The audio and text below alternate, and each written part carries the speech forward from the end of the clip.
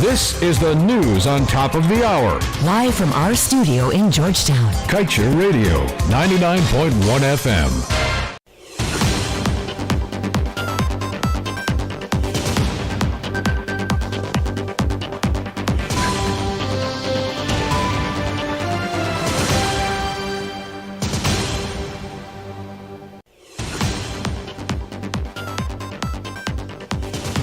Good day, welcome to your news at noon on Kaieteur Radio. I'm Kevin Smith.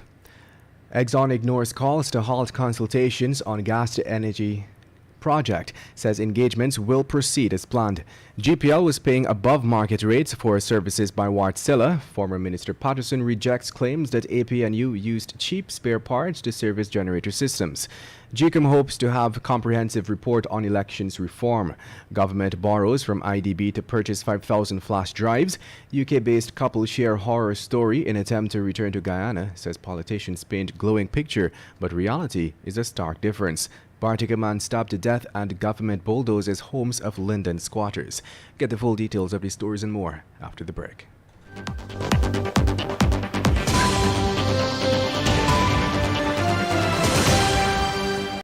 Need an easy Mother's Day gift that mom will love? Gift her the all-new GL4 for only $12,000 with a bigger display, better camera, and the best apps. Plus, get a free 30-day Prime bundle with purchase. Be mom's hero this Mother's Day. Visit a Digicel store near you. Digicel, better together. And now for the news in detail. ExxonMobil has said it will be proceeding with its planned consultations on the Wales gas-to-energy pipeline project, even though one attorney and activist has called for the sessions to be postponed until after the 60-day public review period has ended. The activist, Ms. Elizabeth Hughes, on Thursday penned a letter to the ExxonMobil Guyana president, Alistair Routledge, as well as the head of the Environmental Protection Agency, where she argued that the consultations are nothing but a distraction. Hughes acknowledged the importance of stakeholder consultations, especially for such a massive venture, but outlined that it is equally important for the public review period to be honored, as citizens have just a limited time to read through a voluminous document to share their concerns. The environmental impact assessment submitted by Exxon's consultant, Environmental Resources Management, is more than 1,400 pages. In other news, former Minister of Public Infrastructure David Patterson said that pre-2015, GPL was paying the German service company Wärtsilä above market rates for some spares and that all of the maintenance of its systems was being conducted by local engineers, while the power company was being billed for overseas personnel. Patterson made the comments as he responded to a press release by GPL. Patterson also defended the formation of the Power Producers and Distribution Inc., or PPDI, a state-owned entity established in December of 2016, which took on the maintenance of GPL systems. Since returning to government, the PPPC has sought to downsize the operations of PPDI and has handed back some of the maintenance of GPL systems to the German company. Patterson rejected claims by GPL that, among other things, that the generation systems were being maintained with cheap spare parts under his watch. The exchange between GPL and the former minister comes even as the nation continues to experience a series of power outages. And moving on, GCOM is hoping to have discussions that would enable the agency to put forward a comprehensive report highlighting the views of all involved regarding the proposed amendments to the Representation of the People's Act. GCOM's chairwoman, Justice Claudette Singh, said that the matter is back on the Commission's agenda and should be up for discussion come Tuesday. Vice President Jagdeo had said during a recent press conference that the government intended to have a six-week period for comments on the Representation of the People's Act, but the process is still ongoing. He said that the most substantive comments came from the GCOM and a civil society body called the Electoral Reform Group. And moving on, the Ministry of Education will be utilizing a loan from the Inter-American Development Bank to purchase some 5,000 flash drives in an effort to recover learning losses during the restrictions imposed during the COVID-19 pandemic. A request for bids will be conducted through the national competitive bidding procedures of the IDB's policies for the procurement of goods and works. As such, bidders from all eligible countries are welcome. The notice did not provide details pertaining to who would be the beneficiaries of the flash drives. Neither did it explain how the procurement of such equipment would aid in the educational advancement of students or pupils.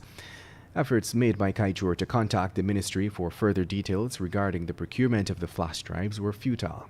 At the press time, there was no response to questions submitted by Kaieteur. In other news, every now and then, Guyanese politicians make an appeal to the masses, calling on the diaspora to return home to invest. Those who respond to these calls are often faced with the difficulty of packing up, leaving a developed country, and coming home to Guyana. As if the move by itself is not difficult enough for one couple, the account of returning to Guyana has been nothing but horrid, to say the least. In 2016, Lynette and John Sutton planned to move to Guyana from the United Kingdom. According to the couple, the initial plan was first to register a company here and purchase a plot of land to build a house. Mr. Sutton noted that there were difficulties and considerable cost involved in obtaining the relevant documents, including TIN. As it relates to the request to purchase a suitable house plot, the couple registered and were told that a letter would be sent inviting them to choose a plot and pay for it.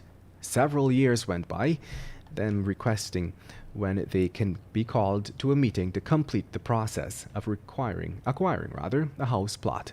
He explained too that the business procedures need to work a lot faster and efficiently than they do in Guyana to attract and encourage the diaspora from around the world. Added to this, Mr. Sutton noted the constant power outages is another discouraging factor that would put off any remigrant dreaming of returning home.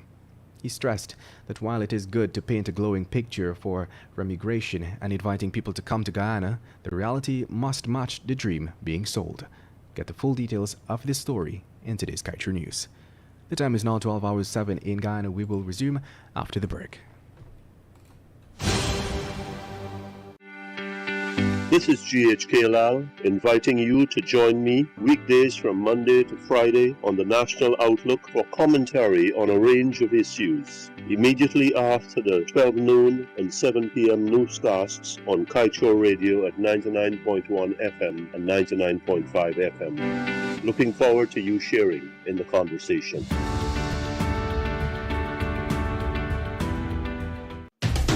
Guyana. Join me on the Glenn Lal Show every Monday, Wednesday, and Friday at 7:20 p.m. and a rebroadcast at 11 a.m. The Glenn Lal Show only on Kaieteur Radio, 99.1 and 99.5 FM.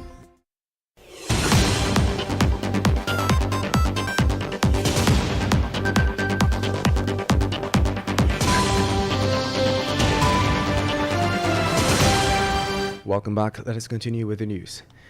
We have been able to confirm the stabbing to death of a Bartica man during the wee hours of Sunday. The dead man has been identified as Alston Sion, also called Old Boy, of Agatash, Bartica, Region 7. Details surrounding the stabbing are sketchy at this time, but we were told that Sion was stabbed by another man on 3rd Avenue, Bartica. Sion had gone there to party and had stepped out. While on 3rd Avenue, he got into an altercation with another man and was fatally stabbed. It is unclear if police were able to apprehend a suspect. More details to follow in a subsequent report. Several persons are now homeless in Amelia's Ward, Linden, following an operation by the Central Housing and Planning Authority to break down all structures that were on its squatting lands where a road is expected to be constructed. The area, known as Third Phase Amelia's Ward, is expected to be developed into a housing scheme. In a notice to the squatters, CHNPA informed them that the demolition would have taken place on May 12, 2022. However, officials descended on the community with heavy-duty machinery and the police to execute the operation on Friday, 6 days before the deadline. Approximately 10 structures were destroyed. One of the residents is said to be a victim of domestic violence, and in her bid to escape the abusive relationship, constructed a wooden home, which was on Friday demolished. Efforts to build back the home were being made by a party of regional officials led by Member of Parliament Jermaine Figuera. It could be described as a case of being your brother's keeper, as Trinidadian oil workers here are in full support of Guyanese going public after they were sent home without pay earlier this year. In fact, it was the Trinidadian counterparts at the named joint venture firm who alerted Guyanese that they were being underpaid and treated differently from them. Sherwin Downer, president of the National Mines Workers Union in Guyana, said that he is actively engaging in the matter, where some 70 Guyanese workers at the support services operation were sent home until further notice and without pay. Apart from being sent home, the workers complained about issues with their NIS payment, overtime payment, working conditions, income tax payments, safety gear, and more working conditions.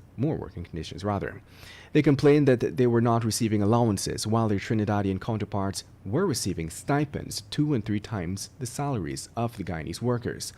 They said that their pay is also different from their foreign counterparts when it comes to holidays and other off time. And coming from the courts, 19-year-old Princess Williams was on Friday found guilty of attempting to extort $10 million from her ex-boyfriend by claiming that she would make a police report saying that he attempted to rape her. Extortion is the practice of obtaining something, especially money, through force or threats. The teen was found guilty by Magistrate Rondell Weaver in the Georgetown Magistrates Courts.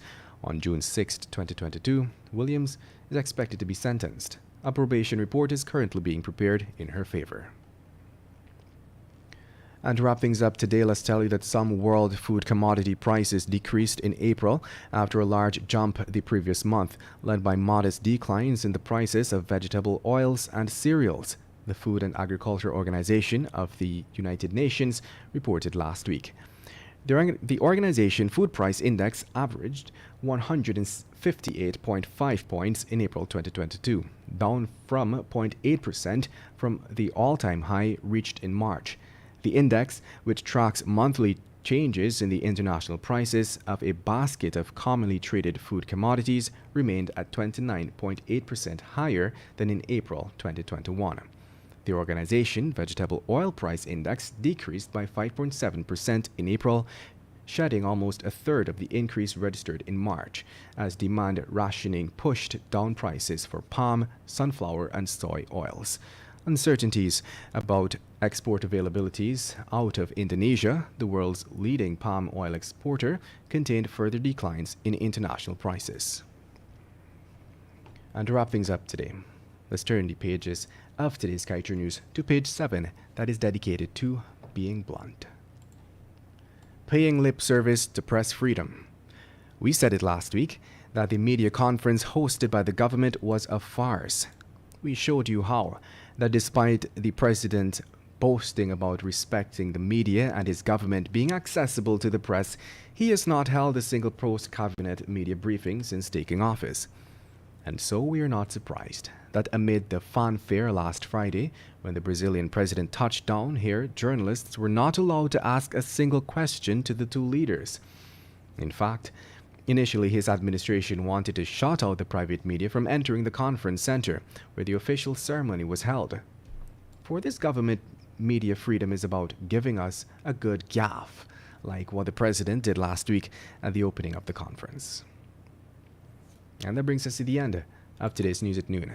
I'm Kevin Smith. Thank you for listening. Want value for your advertising dollar?